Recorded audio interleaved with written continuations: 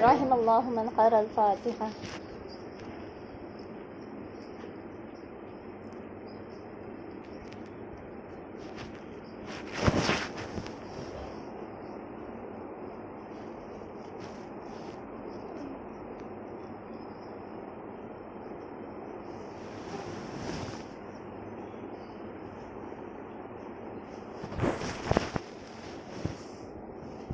لا حول ولا قوة إلا بالله العلي العظيم. حسبنا الله ونعم الوكيل. نعم المولى ونعم النصير. الحمد لله رب العالمين، والصلاة والسلام على أشرف الأنبياء والمرسلين وخاتم النبيين حبيبنا وحبيب إله العالمين أبي القاسم محمد. اللهم صل على محمد وعلى آله الطيبين الطاهرين المعصومين المظلومين الغرر الميامين، لا سيما بقية الله في الأرضين وحجته على الخلائق أجمعين، سيدنا ومولانا وصاحب نعمتنا وولي عصرنا مهدي هذه الأمة وطاووس أهل الجنة الحجة بن الحسن العسكري فداه أرواح العالمين. صلوات اللهم صل على محمد وآل محمد. لعنة الله على أعدائهم أجمعين من يوم عداوتهم إلى قيام يوم الدين. بسم الله الرحمن الرحيم. اللهم كن لوليك الحجة بن الحسن صلواتك عليه وعلى آبائه في هذه الساعة وفي كل ساعة وليا وحافظا وقائدا وناصرا ودليلا وعينا حتى تسكنه أرضك طوعا وتمتعه فيها طويلا.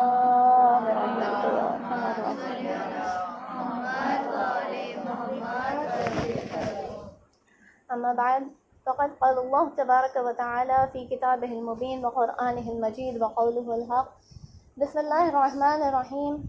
الذين ينفقون في السراء والضراء والكاظمين الغيظ والعافين عن الناس والله يحب المحسنين. صلوات بيجي. اللهم صل على محمد وآل محمد وسلم.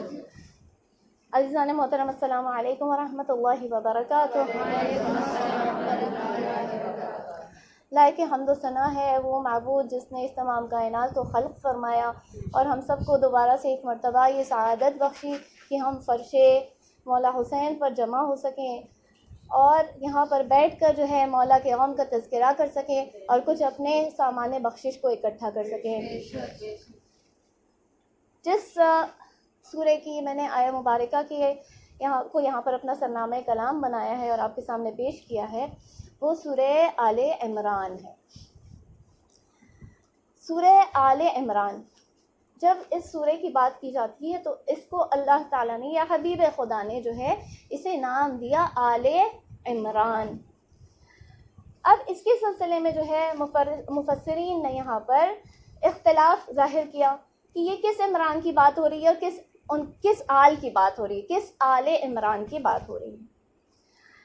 ایک گروہ نے یہ کہا کہ یہ جو ہے موسیٰ ابن عمران یعنی کہ موسیٰ کے والد اور ان کے آل کی بات یہاں پر کی جا رہی ہے. دوسرے گروہ نے کہا کہ حضرت مریم کے والد کا نام بھی عمران تھا، لہٰذا ان کے آل کی یہاں پر بات کی جا رہی ہے. اور ایک گروہ نے کہا کہ نہیں، یہ حضرت ابو طالب اور ان کی آل کی بات کی جا رہی ہے.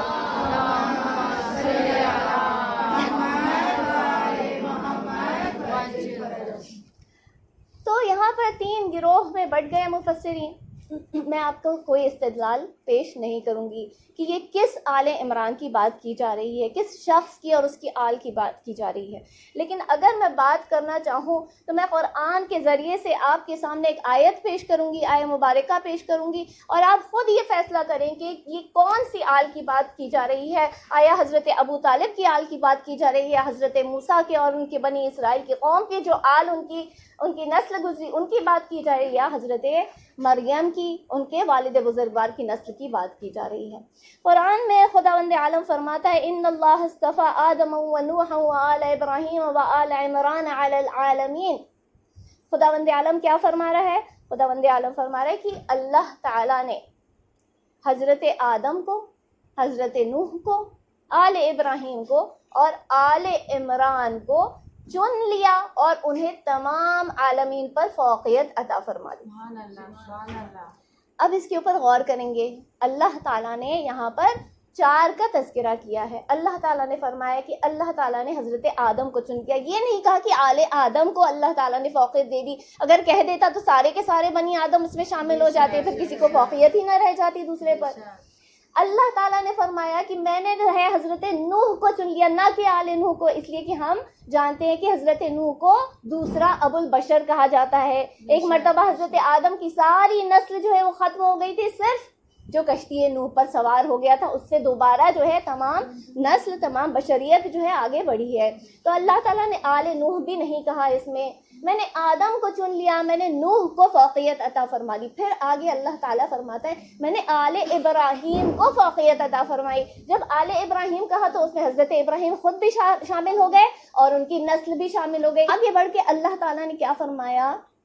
وآل عمران، یعنی کوئی الگ سے کوئی عمران ہے جو بنی اسرائیل کے علاوہ ہے، جو حضرت ابراہیم کی ذریت میں سے اس لائن میں سے نہیں جاتا جو حضرت اسحاق کی نسل میں سے گزرتی ہے، جو حضرت اسحاق سے ہوتی ہوئی گزرتی ہے۔ بس اللہ تعالیٰ نے یہاں پر فرمایا کہ ہم نے آل عمران کو فوقیت عطا کی۔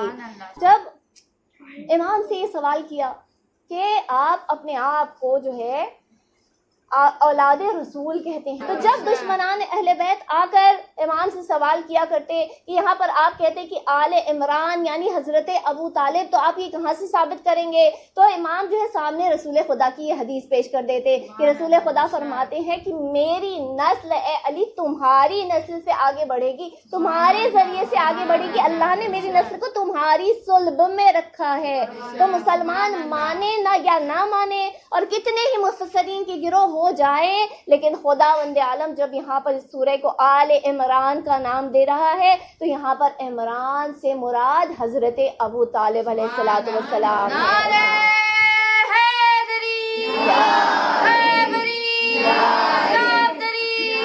اہل بیت کے دشمنوں پر بے شمار جناب ابو طالب کی عظمتوں پر آواز بلند صلوات۔ اللہم صلی علی محمد وآل محمد۔ قرآن میں ایک اور سورہ ہے، سورہ بلد۔ بلد کا مطلب ہوتا ہے شہر۔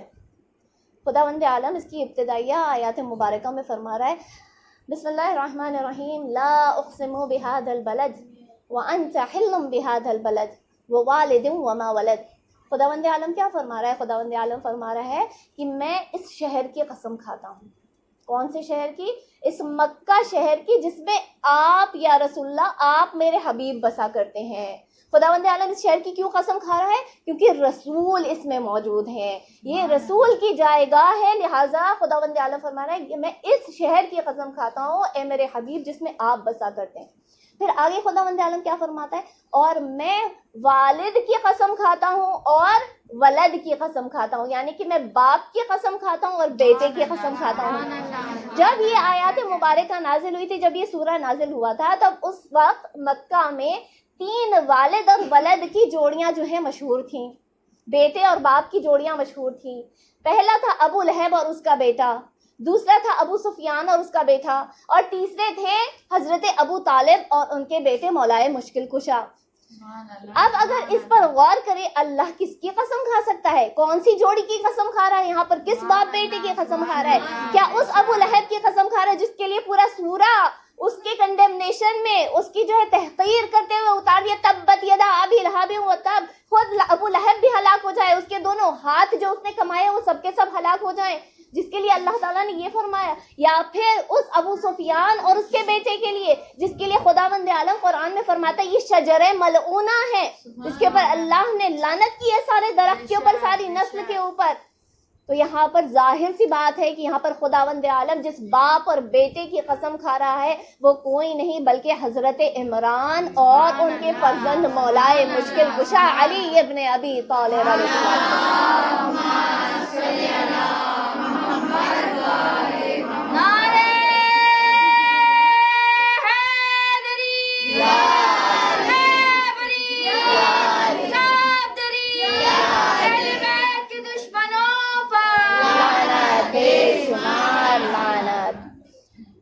جس آیت کو میں نے سرنامے کلام بنایا، خداوند عالم کیا فرما رہا ہے؟ الذین ینفقون فی السراء والضراء، جو لوگ اللہ کی راہ میں خرچ کرتے ہیں جب آسانی میں ہوتے ہیں اور جب مشکلوں میں گھرے ہوئے ہوتے ہیں، یعنی سختی میں بھی اللہ کی راہ میں خرچ کرتے ہیں اور جب آرام ہوتا ہے، سکون ہوتا ہے، تب بھی اللہ کی راہ میں خرچ کرتے ہیں. الذین ینفقون فی السراء والضراء والکاظمین الغیظ، اور جو اپنے غضب اور غصے پر قابو پا لیتے ہیں، اسے پی جاتے ہیں. والکاظمین الغیظ والعافین عن الناس، اور جو لوگوں کو معاف کر دیا کرتے ہیں. واللہ یحب المحسنین، اور اللہ نیکی کرنے والوں کو محبوب رکھتا ہے، پسند کرتا ہے. مولا کا لقب سب سے مشہور لقب ہے کاظم. آخر اللہ نے ان کا لقب کاظم کیوں رکھا؟ اس لیے کہ بارہا تاریخ میں ان کے زمانے میں دیکھا گیا کہ مولا کو جو ہے مختلف زندانوں میں منتقل کیا گیا، طرح طرح کی اذیتیں دی گئیں. مولا کے زمانہ امامت کتنا رہا؟ 33 سال سے زیادہ مولا امام رہے ہیں، دور امامت مولا کا رہا. اس میں اکثر حصہ ان کا جو ہے قید خانوں میں گزرا ہے، زندانوں میں گزرا ہے. لیکن کبھی مولا کے اس ماتھے پر شکم آیا نہیں، کوئی شکن نہیں آیا مولا کے ماتھے پر. ہمیشہ مولا کو جس زندان میں رکھا گیا، جس حال میں رکھا گیا، مولا نے اپنے غیظ و غضب کو پی لیا. بدترین سپاہیوں کو ان کے اوپر مقیم کیا جاتا تھا، طرح طرح کی اذیتیں دی جاتی تھی، لیکن مولا نے کبھی اپنی پیشانی پر شکن ظاہر نہیں کیا. ہارون رشید اس وقت کا بادشاہ تھا، کتنا ظالم بادشاہ تھا. اس کی حکومت کتنی تھی؟ اس کی حکومت نارتھ افریقہ کے اوپر، اس کی حکومت سارے فارس کے اوپر. فارس کے اندر صرف ایران نہیں آتا. یہ آج کے زمانے میں جہاں ملکوں میں بٹوارا ہو گیا، سارے فارس میں، آذربائیجان، روس کا کچھ حصہ، یہ کتنے حصے جو ہے فارس کے اندر آ جایا کرتے تھے. سارے عراق پر اس کی حکومت. جتنے گلف سٹیٹس ہیں آج، یہ آپ دبئی وغیرہ، یو اے ای، سارا جتنا جانتے ہیں، سب کے اوپر ہارون رشید کی حکومت. وہ بادشاہ تھا اس وقت کا، اتنی بڑی حکومت تھی اس کی. لیکن اس نے کیا غلطی کی؟ اس نے حضرت موسیٰ کاظم کو زندانوں میں ڈال دیا. شہید باقر الصدر کا ایک جملہ ہے، مرحوم شہید باقر الصدر کہتے ہیں کہ اگر کوئی شخص جو ہے اس کے ہاتھ میں حکومت آ جائے، اتنی بڑی حکومت آ جائے، چاہے وہ صرف ایک رات کی ہو، اور اس میں وہ امام موسیٰ کاظم جیسی شخصیت کو زندان میں ڈال دے، چاہے ایک رات کے لیے، اور وہ رات جو ہے اس کشمکش میں گزار دے کہ میں اس حکومت پر بنا رہوں یا اسے جو ہے موسیٰ کاظم کے حوالے کر دوں، تو اگر ایک رات بھی اگر اس نے امام کو قید خانے میں رکھا، زندان میں رکھا، تو وہ کافی ہوگا اس کو جہنم میں ہمیشہ کے لیے دھکیلنے کے لیے.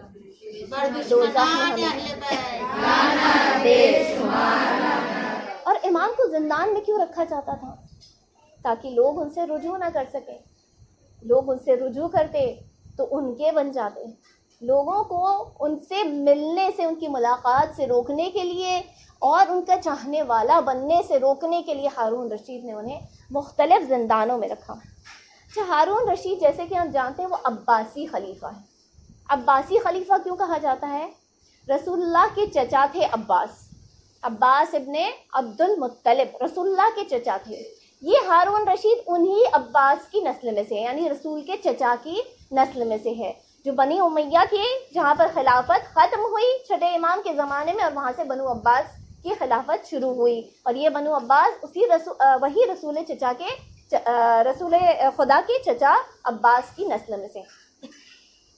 تو یہ ہارون رشید جب بھی امام کو دیکھتا کہ لوگ جو ہے ان کو اس طرح سے مخاطب کریں، السلام علیک یا ابن رسول اللہ، یعنی رسول اللہ کے فرزند آپ پر سلام ہو، تو حسد کے مارے اس سے رہا نہیں جاتا تھا۔ یہ ان سے کہا کرتا تھا کہ آپ کو لوگ جو ہے یبن رسول اللہ کہہ کر پکارا کرتے ہیں، لیکن ان کو چاہیے کہ وہ آپ کو یبن رسول اللہ نہ کہیں، کیونکہ ان کی مراد آپ نہیں ہیں، آپ رسول کے بیٹے کیسے ہو سکتے ہیں، بلکہ آپ کو اس طرح سے سلام کرنا چاہیے، السلام علیکم یبن ابی طالب، یبن ابی طالب کہہ کر انہیں سلام کرنا چاہیے، اس لیے کہ آپ کی نسل تو مولائے کائنات یعنی امیر المومنین سے چلی، اور امیر المومنین ابو طالب کے فرزند تھے، نہ کہ رسول اللہ کے فرزند۔ تو اس طرح سے بہت بغض رہا کرتا تھا اس کے دل میں، کینہ حسد کی آگ جو ہے ہمیشہ بھڑکتی رہتی تھی، لیکن یہ کھل کے نہیں کہہ پاتے تھے۔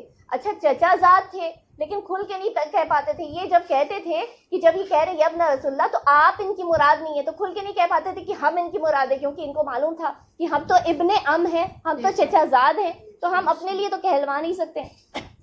ایک مرتبہ امام موسیٰ کاظم اور یہ ہارون رشید رسول خدا کی قبر مبارک کے پاس کھڑے ہوئے تھے، تو اس نے جو ہے فوراً بڑھ کے ہارون رشید نے کہا السلام علیک یا ابن ام، السلام علیک یا ابن ام، اور جیسے ہی اس نے یہ اس طرح سے مخاطب ہوا، اس طرح سے اس نے جملہ کہا، امام نے فوراً بڑھ کے کہا السلام علیک یا جدہ یا رسول اللہ، السلام علیک یا جدہ یا رسول اللہ، اس نے فوراً ٹوکا کہ آپ انہیں جو ہے اپنا جد کہہ رہے ہیں، جبکہ آپ ان کی نسل سے نہیں ہیں۔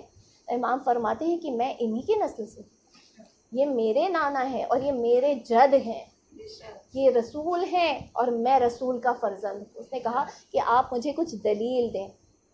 امام نے فرمایا میں تجھے دلیل دیتا ہوں۔ تو امام فرماتے ہیں کہ اگر آج رسول اللہ تیرے پاس آ جائے اور تیری کسی بیٹی کا رشتہ تجھ سے مانگ لے، کیا تو رشتہ دے گا؟ فوراً اس نے جواب دیا کہ کیوں نہیں دوں گا، میری عزت افزائی ہوگی، میرے لیے جو ہے کرم کی بات ہے، میری عزت کی بات ہے، یقیناً میں اپنی بیٹی کو رسول اللہ کے ہاتھ میں دے دوں گا۔ فوراً امام نے فرمایا نہ رسول ہم سے مانگیں گے، نہ ہم رسول کو اپنی بیٹی دیں گے، نہ رسول ہم سے سوال کریں گے، نہ رسول کو ہم اپنی بیٹی دیں گے۔ اس نے کہا اے موسیٰ آپ کیا کہہ رہے ہیں کہ رسول آپ سے اگر مانگیں گے تب بھی آپ بیٹی نہ دیں گے اور نہ رسول آپ سے مانگیں گے، یہ کیسی بات ہوئی؟ تو امام فرماتے ہیں کہ میں تجھے قرآن سے دلیل دیتا ہوں۔ قرآن میں خداوند عالم فرماتا ہے، یہ مختلف آیتیں ہیں، ان میں سے میں نے کچھ ان کے جو ہے چھوٹے چھوٹے ٹکڑے سمیٹے ہیں، جس میں خداوند عالم فرماتا ہے وَمِن ذُرِّيَّتِهِ داؤد وسلیمان واسحاق واسماعیل وموسیٰ وعیسیٰ۔ یہ تین مختلف آیتوں میں اللہ تعالیٰ نے بہت طویل جو ہے یہ سلسلہ نقل کیا ہے، لیکن کسی آیت میں داؤد اور سلیمان، کسی آیت میں اسحاق اسماعیل، کسی آیت میں موسیٰ عیسیٰ۔ تو فرماتے ہیں امام کی اے ہارون کیا تو نے اس آیت مبارکہ کو نہیں پڑھا؟ یہ سورہ انعام کی آیت مبارکہ نمبر 84 ہے کہ اللہ تعالیٰ فرماتا ہے اور ان کی ذریت میں سے داؤد اور سلیمان اور اسحاق اور اسماعیل اور موسیٰ اور عیسیٰ۔ اس نے کہا یا ابن رسول اللہ بات سمجھ میں نہیں آئی، واضح کیجئے۔ تو امام فرماتے ہیں کہ تو نے غور نہیں کیا کہ یہاں پر حضرت عیسیٰ کا نام بھی اللہ نے شامل کر لیا؟ کیا عیسیٰ کے کوئی والد تھے؟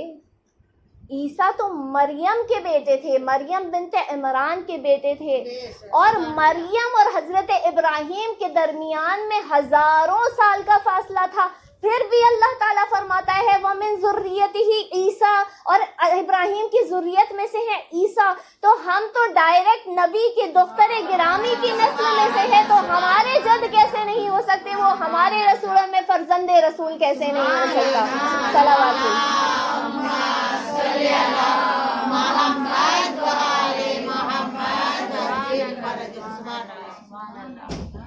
بس کبھی آپ نے غور کیا اس بات پر کہ رسول اللہ کی صرف ایک زوجہ سے نسل کیوں آگے بڑھی اور دوسری ازواج کو اللہ تعالیٰ نے کوئی اولاد عطا نہیں کی، یا عطا کی جیسے جناب ماریہ کو عطا کی تھی، لیکن 4 سال کی عمر مبارک میں خداوند عالم نے اسے اپنے پاس بلا لیا ابراہیم کو۔ کسی اور زوجہ کے ذریعے سے کیوں نسل آگے نہیں بڑھی؟ اس لیے کہ اگر دوسری ازواج سے نسل آگے بڑھ جاتی تو تمام ازواج کی اولاد میں اختلاف پیدا ہو جاتا۔ خداوند عالم کس کی آل کا ذکر کر رہا ہے؟ ہماری ماں کی آل کا ذکر کر رہا ہے کہ ان کی ماں کی آل کا ذکر کر رہا ہے؟ بس خداوند عالم نے اسے مخصوص کر دیا جناب خدیجہ سے۔ اگر آل ہوگی تو آل خدیجہ ہوگی، آل ہوگی تو آل فاطمہ ہوگی، آل ہوگی تو آل علی ہوگی، آل ہوگی تو آل ابو طالب ہوگی۔ صلوات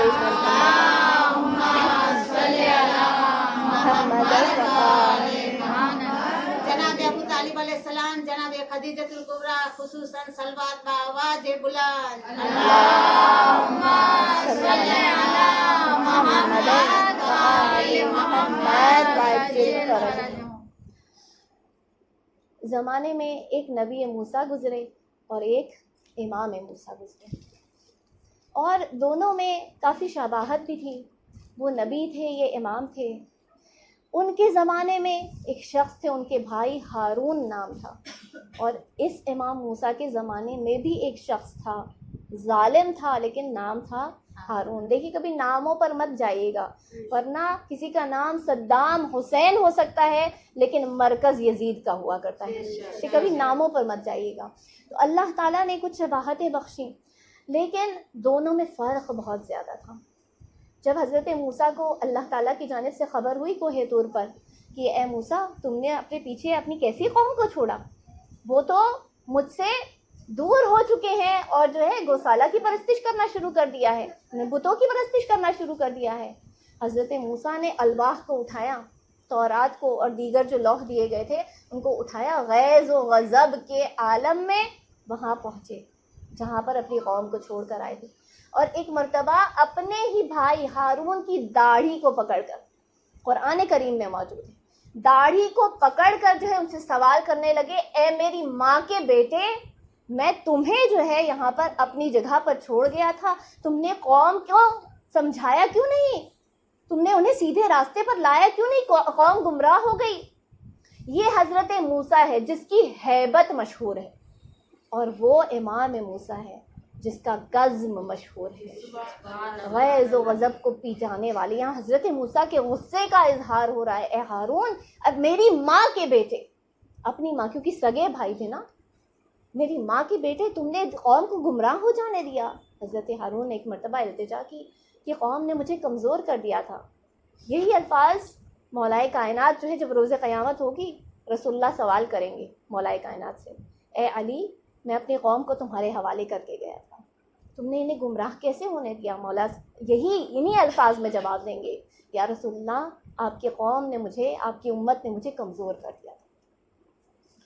تو یہاں حضرت موسیٰ، جب حکم آیا اللہ کا کہ اے موسیٰ جاؤ فرعون کے پاس اور اسے دعوت دو، دعوت توحید دو، میری طرف دعوت دو، حضرت موسیٰ لرز رہے تھے اور دعا کرنے لگے۔ کون سی دعا؟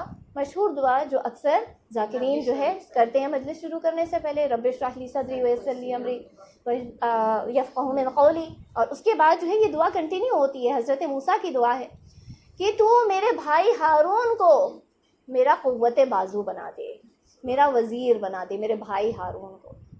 جب حضرت موسیٰ، نبی موسیٰ فرعون کے دربار میں جا رہے ہیں تو لرز رہے ہیں، کانپ رہے ہیں، خداوند عالم سے دعا کر رہے ہیں کہ اے پروردگار، مجھے جو ہے اپنی طرف سے نصرت عطا فرما۔ پتہ چلا کہ جب نبی موسیٰ جو ہے دربار میں جاتے ہیں، ظالم کے دربار میں جاتے ہیں تو سلطان نصیرہ طلب کرتے ہیں، اللہ تعالیٰ کی مدد طلب کرتے ہیں، لیکن زمانے نے کبھی نہ لکھا کہ امام کو اتنی مرتبہ جو ہے دربار میں بلایا گیا، لیکن امام کے زبان مبارک سے کبھی جو ہے یہ دعا نکلی ہو، اے پروردگار مجھے اپنی طرف سے مدد حاصل کرا دے۔ اس لیے کہ فرق حضرت نبی موسیٰ میں اور امام موسیٰ میں یہ ہے کہ جب نبی موسیٰ جاتے ہیں تو وہ اللہ کی مدد طلب کرتے ہیں، سلطان نصیرہ طلب کرتے ہیں، لیکن جب امام جاتے ہیں وہ خود سلطان نصیرہ بن کے جاتے ہیں۔ صلوات بھیجتے ہیں۔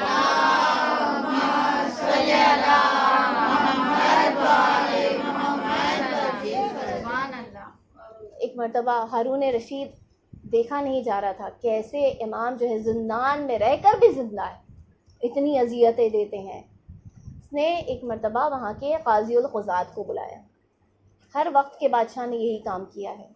جب مولا حسین کا زمانہ تھا اس وقت کا قاضی شرح اسے بلایا گیا اور اس کے جو ہے سارے گھر کو درہم و دینار سے بھر دیا گیا۔ پہلے اس نے فتویٰ دینے سے انکار کر دیا تھا، پھر جب تک کہ وہ گھر پہنچتا اس کے گھر کو درہم و دینار سے پر کر دیا گیا۔ اس نے فوراً جو ہے فتویٰ صادر کیا، الحسین محظور الدم، حسین کا خون حلال ہے۔ جب امام موسیٰ کاظم کا زمانہ آیا تو ہارون پریشان ہے، ایک مرتبہ قاضی کو بلایا کہ آپ جو ہے ان کے لیے فتویٰ لکھیں، ان کے قتل کا فتویٰ لکھیں۔ اس نے کہا کہ بادشاہ میں ایسی جرت نہیں کر سکتا، یہ آل رسول ہیں، یہ بہت ہی معتبر شخصیت ہے لوگوں کے درمیان، رافضیوں کے امام ہیں، نیک اور صالح بندے عبد الصالح کہے جاتے ہیں، کاظم کہے جاتے ہیں، میں ان کے لیے فتویٰ نہیں لکھ سکتا۔ اس نے اصرار کیا، کہا تجھے لکھنا پڑے گا ورنہ میں تجھے قتل کر دوں گا۔ اس نے کہا کہ مجھے مہلت دیجیے، وقت دیجیے، میں سوچتا ہوں۔ سوچنے کے بعد بادشاہ کے پاس آتا ہے، ہارون کے پاس، اور کہتا ہے کہ اگر ان کے لیے فتویٰ لکھوانا ہے تو ان سے کوئی گناہ کروائیے، ان سے کوئی گناہ کروائیے۔ کیا گناہ کروائیں؟ ایک فاحشہ کو، ایک بدکارہ کو اس زندان میں ان کے پاس جو ہے بھیج دیجیے، ان کے حضور میں۔ جیسے ہی یہ گناہ کریں گے آپ کے سپاہیوں کو آپ حکم دے کے رکھیے، وہ وہیں کا وہیں ان کا قتل کر دیں گے، ان کا خون بہا دیں گے۔ ہارون نے ایک بدکارہ کو بلایا، رات کے وقت میں سپاہی جو ہے اس فتوے کو لیے ہوئے اور اس فاحشہ کو لیے ہوئے امام کے پاس آئے۔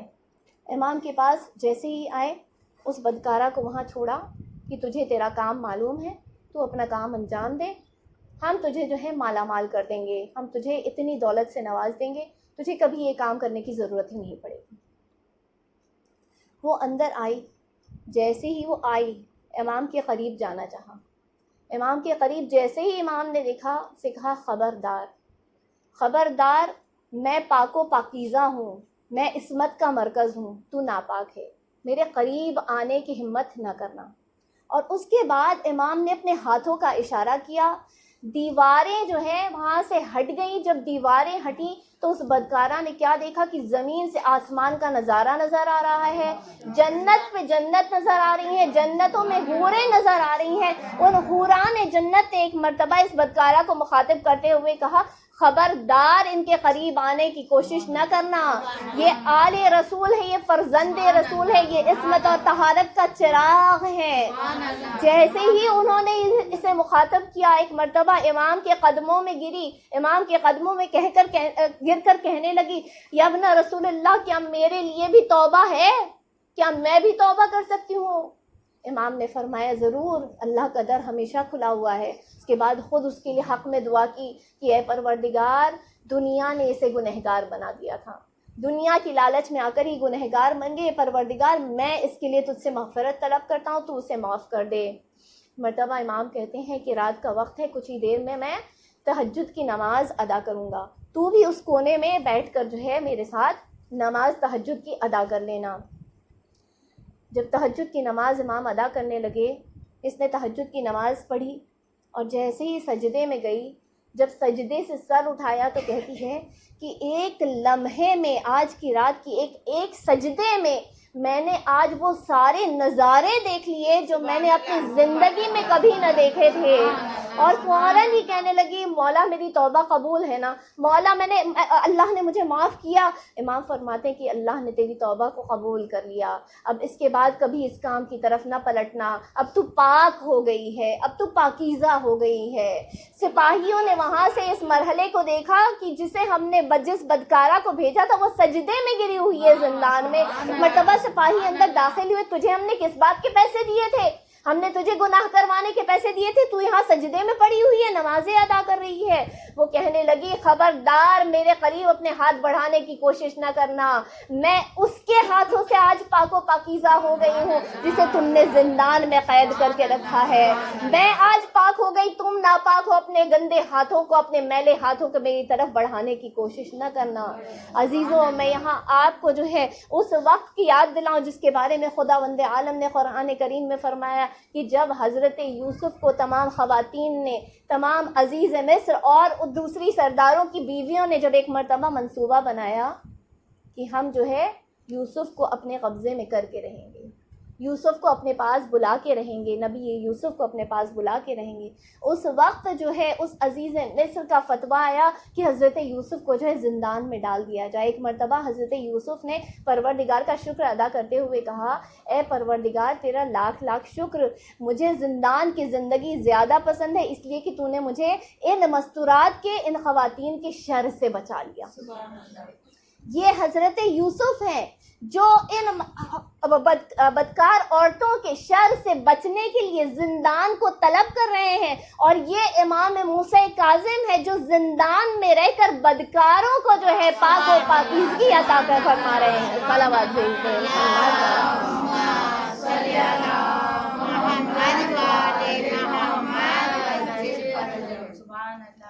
بس عزیزان محترم، امام کی زندگی بہت اذیتوں میں، مشکلات میں، سزاؤں میں گزرتی رہی۔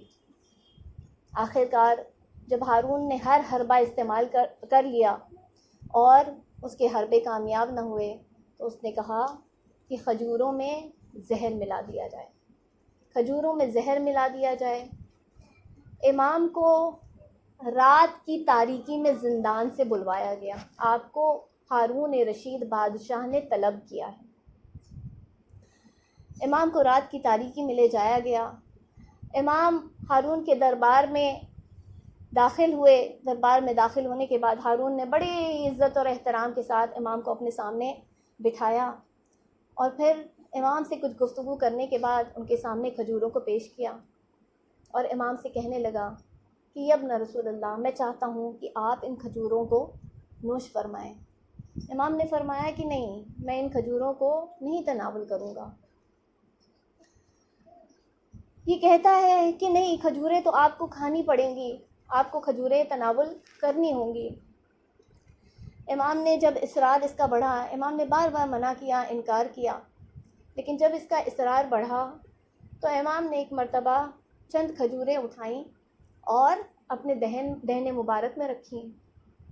جب دہن مبارک میں رکھ کر انہیں تناول کیا، ہارون نے کہا کہ یا ابن رسول اللہ کچھ اور کھجوریں لے لیجئے، کچھ اور کھجوریں کھائیے۔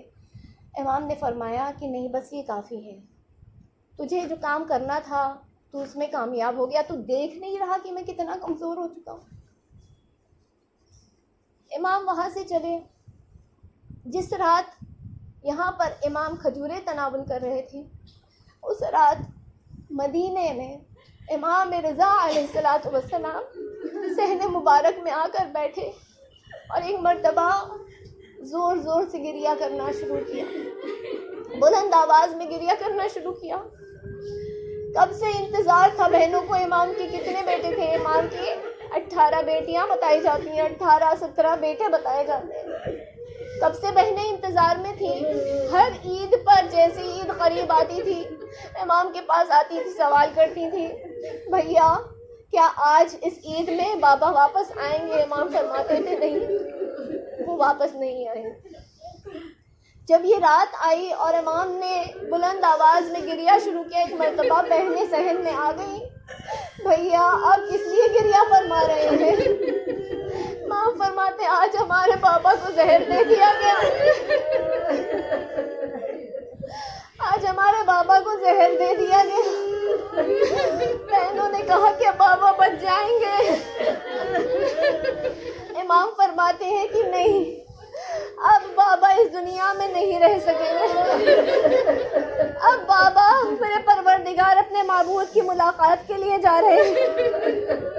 بہنیں کہتی ہیں بھیا آپ تو یہاں ہیں, بابا وہاں بغداد میں ہے, بھیا بابا کو غسل و کفن کون دے گا؟ آپ کی آواز بلند ہے. خدا ان عالمین آوازوں پر رحمت نازل کرے, آپ کو جزائے خیر عطا فرمائے. امام فرماتے ہیں کہ اللہ تعالیٰ نے مجھے اس کام کے لیے معمور کیا ہے. میں اعجاز خدا سے بغداد پہنچ جاؤں گا, میں اپنے بابا کو خود اپنے ہاتھوں سے غسل و کفن دوں گا. میں ہاتھ جوڑ کر کہوں گی مولا مولا آپ مدینے سے بغداد پہنچ گئے غسل و کفن دینے کے لیے, اپنے بابا کو دفن کرنے کے لیے. ارے کربلا ذرا 11 محرم کی صبح کو آئیے, جب ایک سید سجاد کو جب مقتل سے گزارا جا رہا ہے, مرتبہ جناب زینب کی نظر سید سجاد پر ٹھہری. اے سید سجاد, یہ کیا حال بنا رکھا ہے, کہیں تمہاری روح نہ پرواز کر جائے. مولا فرماتے ہیں پھوپھی اماں میں کیا کروں, میرے سامنے میرے بابا کا کٹا ہوا لاشا, اور میں سید سجاد اتنا مجبور, اپنے بابا کو غسل و کفن بھی نہیں دے سکتا, اپنے بابا کو دفنا بھی نہیں سکتا. ہاں ساداران محترم, آج 28 رجب آ گئی, آج مولا مدینہ چھوڑ رہے ہیں. جب خبر آئی نا یزید کے دربار سے کہ اے ولید تم ہر ایک سے بیعت لینا شروع کرو, اس لیے کہ معاویہ واصل جہنم ہو چکا, یزید تخت پر آ چکا, اس کی بیعت لینا شروع کرو, اور دیکھو حسین سے ضرور بیعت لے لینا. رات کی تاریکی میں سپاہی بھیجے گئے. رات کی تاریکی میں مروان اور ولید کے سپاہی مولا حسین کے در پر پہنچے بیعت لینے کے لیے, بیعت کا مطالبہ کرنے کے لیے. اور اللہ کا کرنا ایسا ہوا کہ اسی وقت میں جناب زینب کبریٰ اپنے ماجائے کی زیارت کے لیے ان کے گھر میں تشریف فرما تھے. روز جناب زینب کا معمول ہوتا تھا, اپنے بھائی کے گھر آ کر ان کی زیارت کیا کرتی تھی اور پھر اپنے گھر کو لوٹ جایا کرتی تھی.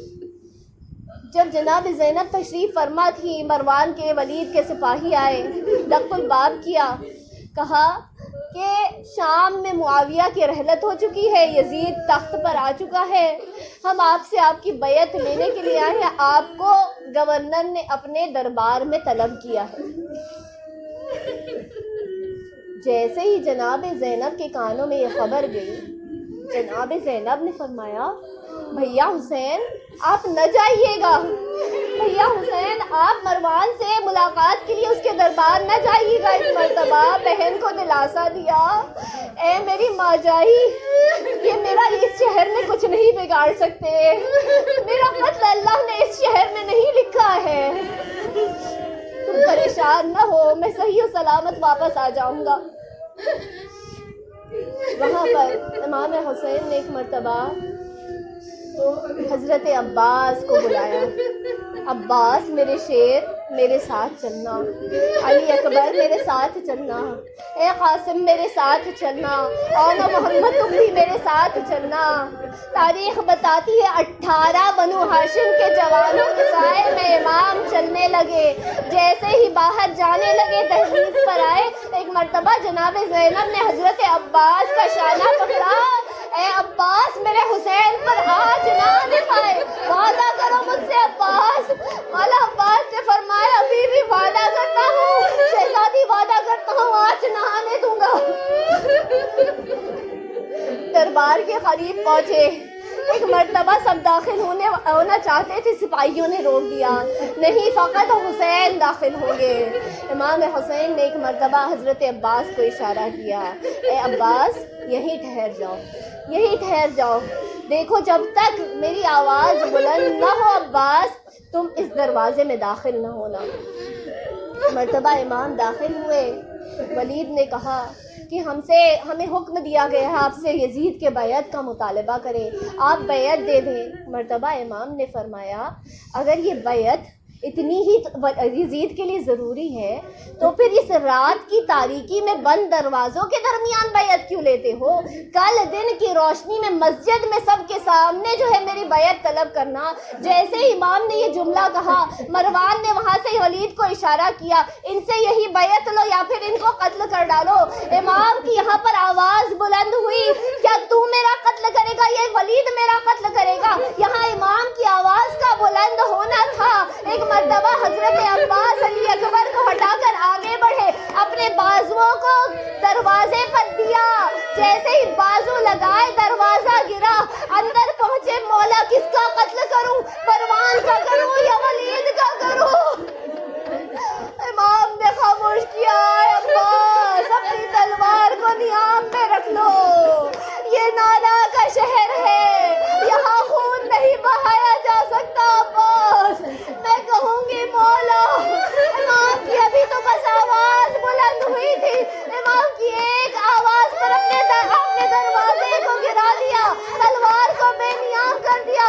اے مولا جب عصر عاشور ہوگی امام صدائے استغاثہ بلند کریں گے، حل من ناصر ینصرنا، تب آپ کیا کیجئے گا مولا؟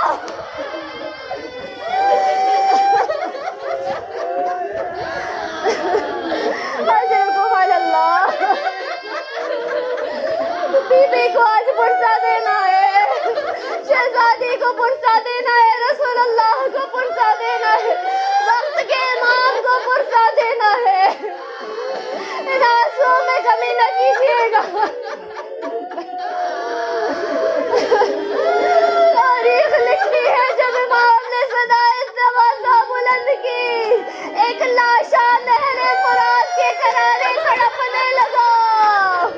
مولا ایک مرتبہ روح کو جسم میں پلٹا دیجیے مولا۔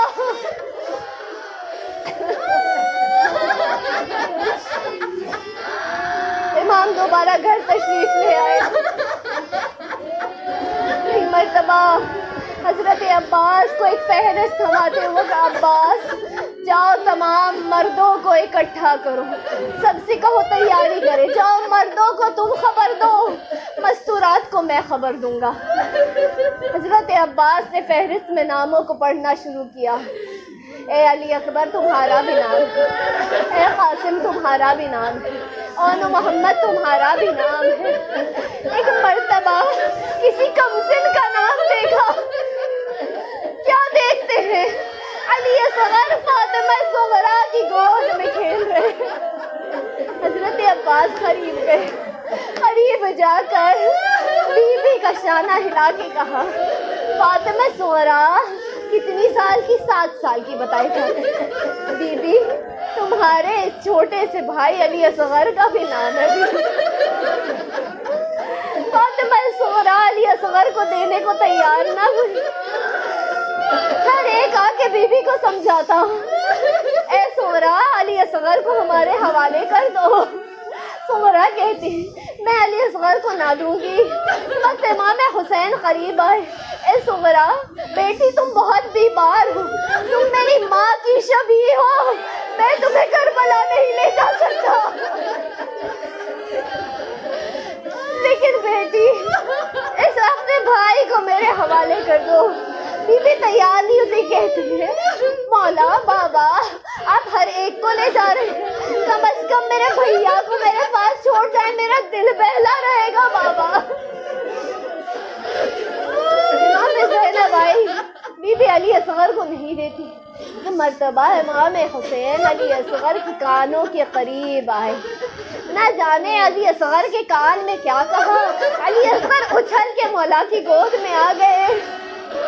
مجھے محسوس ہوتا ہے کہ مولا نے کہا ہوگا اے علی اصغر اگر تم میرے ساتھ نہ چلو گے تو ہر ملا کا تیر کون کھائے گا؟ علی اصغر کون وہ جہاد کرے گا علی اصغر جو تم کر سکتے ہو؟ تاریخ بتاتی ہے کہ امام 2 قبروں پہ آئے، ایک اپنے نانا رسول کی قبر پر، ایک ماں کی قبر پر۔ جب ماں کی قبر پر آئے ہیں، پہلے رسول کی قبر پہ، بعد میں ماں کی قبر پہ آئے، جب ماں کی قبر پہ آئے ہیں تو علماء یہ بیان کرتے، تاریخ لکھتی ہے کہ ماں کی قبر پر اس طرح سے آئے، جیسے ہی قبر پہ پہنچے قبر سے اس طرح سے لپٹ گئے جیسے چھوٹا بچہ اپنی ماں سے آ کر لپٹ جائے، اور خوب گریا کرنے لگے، اماں میں مدینہ چھوڑ کے جا رہا ہوں، اماں میں تمہیں رخصت کرنے آیا ہوں، اماں اب میرا تمہارا ساتھ ہمیشہ کے لیے ختم ہے اماں۔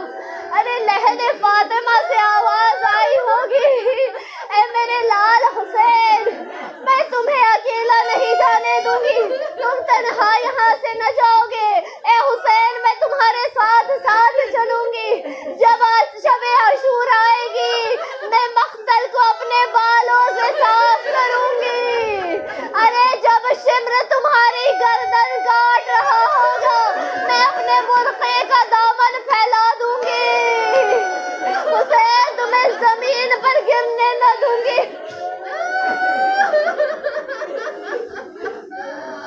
جزاکم اللہ خیر الجزا۔ بس آخری مسائل سن لیجیے۔ جب نانا کی قبر پر آئے ہیں، تاریخ بتاتی ہے اتنا روئے کہ غش کھا کے گر گئے۔ خواب کے عالم میں رسول اللہ کو دیکھا، رسول اللہ فرما رہے تھے، اے میرا حسین اپنے نانا کو چھوڑ کر کہاں چلا؟ مولا فرماتے، نانا آپ کا یہ مدینہ اب رہنے کے لائق نہ رہا، نانا میں مدینہ چھوڑ کر جا رہا ہوں نانا۔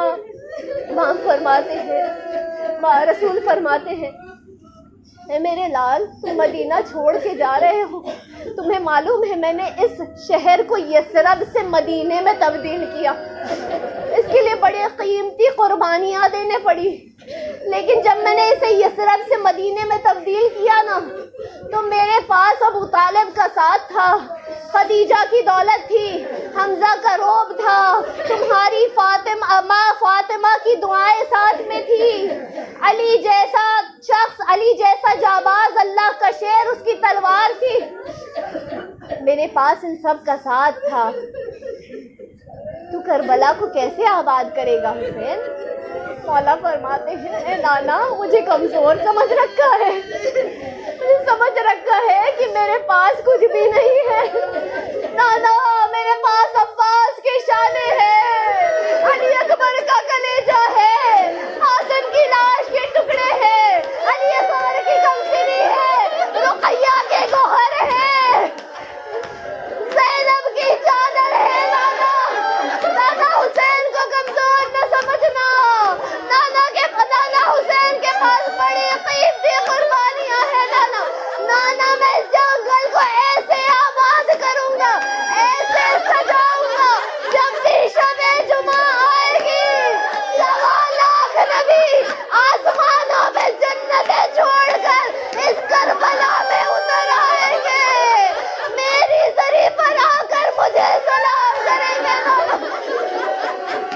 بس آخری جملہ کہا میں نے، بس مسائل تمام ہے، مرتبہ رسول نے قبر سے آواز دی، اے حسین اگر پھر بھی دین نہ بچا، کہا نانا میں اپنی ماں کی شبیہ فاطمہ زہرا کو مدینہ میں چھوڑ رہا ہوں، رسول نے فرمایا اگر تب بھی دین نہ بچا، کہا نانا میں مسلم کے جنازے کو گرتے ہوئے دیکھوں گا، نانا کہا تب بھی دین نہ بچا، کہا نانا میں مکہ میں اپنے احرام کو توڑ دوں گا، اپنے حج کو عمرے میں تبدیل کر دوں گا، نانا۔ مرتبہ رسول کی آواز آئی، میرے لال تب بھی دین نہ بچا، امام فرماتے ہیں میرا سر ہوگا، میرا جسم ہوگا، چمر کا خنجر ہوگا، سر میرا گرے گا، جنگل آباد تیرا ہوگا نانا، کربلا آباد ہو جائے گی نانا، میرا دین بچ جائے گا نانا۔ رسول نے ایک مرتبہ کہا، اے حسین اگر پھر بھی دین نہ بچا، اب حسین نے کوئی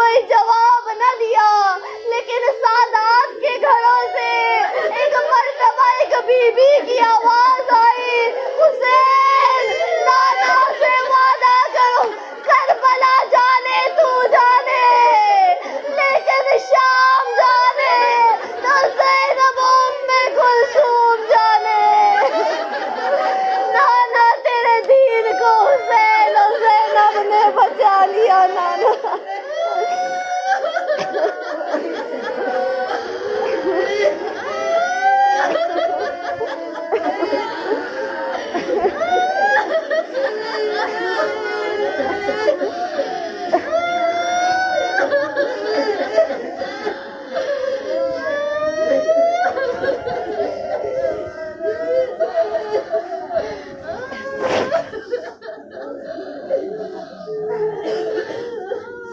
अला लानतुल्लाहि अलल क़ौमिज़ ज़ालिमीन। इन्ना लिल्लाहि व इन्ना इलैहि राजिऊन। सयअलमु ल्लज़ीना ज़लमू अय्य मुनक़लबिन यन्क़लिबून। बारिलाहा, तुझे तेरे इसमें मुबारक का वास्ता, परवरदिगार तेरे ख़ास नाम अल्लाह का वास्ता, तमाम तेरे मुक़द्दस नामों का वास्ता, परवरदिगार तुझे तेरे हबीब का वास्ता, तुझे फ़ातिमतुज़ ज़हरा और उनके उजड़े हुए चमन का वास्ता, अपनी आखिरी हुज्जत के ज़ुहूर में ताजील फरमा, ताकि वो आकर तमाम मज़लूमीन का, खुसूसन अपने जद और जद्दाह के नाहक बहाए गए खून का इंतकाम ले सकें। इस ग़ैबत के दौर में तमाम हम और गम और आलाम को वक्त के इमाम से दरगुजर फरमा। इस ग़ैबत के दौर में हम सब को ईमान पर साबित कदम रहने की तौफ़ीक़ अता फरमा। बारिल्लाह, हमसे जो भी गुनाह सरज़द हो गए हैं, इन आंसुओं के तुफ़ैल में, इस फर्श अज़ा के तुफ़ैल में, परवरदिगार हम सब की मग़फ़िरत फरमा। बारिल्लाह, हमने जो भी टूटे फूटे आमाल और इबादतें अंजाम दी हैं, ये मजलिस अज़ा बर्पा की गई है। जिसने इसमें साथ दिया है, बानियाने मजलिस में, हाज़रीन मजलिस में, परवरदिगार जहाँ जहाँ मजालिस अज़ा बर्पा की जा रही है, उन सब को अपनी बारगाह में इस रजबुल मुरज्जब के तुफ़ैल में कबूल फरमा। परवरदिगार हम सब को अपनी बारगाह में इज़्ज़त और इकराम अता फरमा। बारिल्लाह, हम सब को हज और ज़ियारत हुसैन पर जाने की तौफ़ीक़ अता फरमा। इस कोविड की वबा को हमारे दरमियान से दफ़ा करके हम पर तमाम बंद रास्तों को खोल दे। परवरदिगार हम सब को वक्त के इमाम के चेहरे मुबारक की ज़ियारत नसीब फरमा, ज़ुहूर का ज़माना देखना नसीब फरमा। हम सब को उनके मुंतज़रीन में, उनकी कनीज़ों में, हत्ता कि उनके चाहने वालों में शुमार फरमा। बारिल्लाह, जो भी रिज़्क़ के लिए परेशान है, उन सबको हलाल वसी और तय्यब रिज़्क़ अता फरमा, कर्ज़ों को अज़-ग़ैब अता फरमा। और परवरदिगार हम सबको इस दुनिया में और आखिरत में नुमाया कामयाबी और कामरानी अता फरमा। रब्बना तक़ब्बल मिन्ना इन्नका अंतस समीउल अलीम। अल्लाहुम्मा सल्लि अला मुहम्मद व आलि मुहम्मद।